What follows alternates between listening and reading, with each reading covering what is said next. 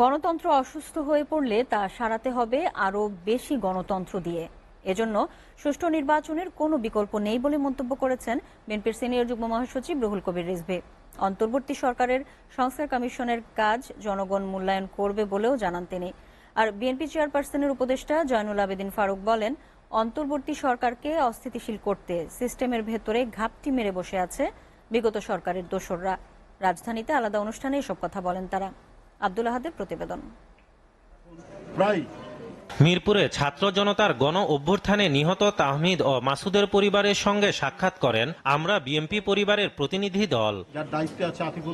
এ সময় বিএনপির সিনিয়র যুগ্ম মহাসচিব অ্যাডভোকেট রুহুল কবির রিজভী বলেন, বাংলাদেশের মানুষ গত 15-16 বছর যাবৎ বঞ্চিত। দ্রুত সুষ্ঠু নির্বাচনের মাধ্যমে গণতান্ত্রিক সরকার প্রতিষ্ঠার মাধ্যমেই তাদের এই বঞ্চনা দূর হতে পারে বলে জানান তিনি। গণতন্ত্রের অসুস্থতা সারাতে হয় আরো বেশি গণতন্ত্র।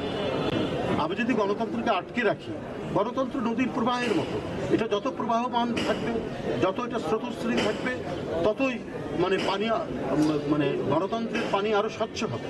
সুতরাং অবাধ সুষ্ঠু নির্বাচন অত্যন্ত অপরিহার্য। সংস্কারও চলবে, কিন্তু সংস্কারের পাশাপাশি গণতন্ত্রের এই যে উপাদানগুলি নিশ্চিত করতে হবে।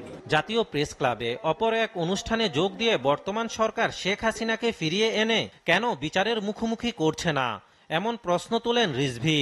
দ্বিতীয় স্বাধীনতার যে সরকার, সেই সরকার কেন শেখ হাসিনার আইনগুলোকে টেনে টেনে নিয়ে এসে গণতন্ত্রের বিপ্লবী মানুষদেরকে যন্ত্রণা দিচ্ছে? এইটা আজকে গোটা জাতির আজকে প্রশ্ন। এদিকে জাতীয় প্রেস ক্লাবের সামনে এক অবস্থান কর্মসূচিতে যোগ দেন বিএনপি চেয়ারপারসনের উপদেষ্টা জয়নুল আবেদিন ফারুক। তিনি অভিযোগ করেন, বিগত সরকারের সুবিধাভোগীরা গার্মেন্টস শিল্পকে ধ্বংসের পায়তারা করছে।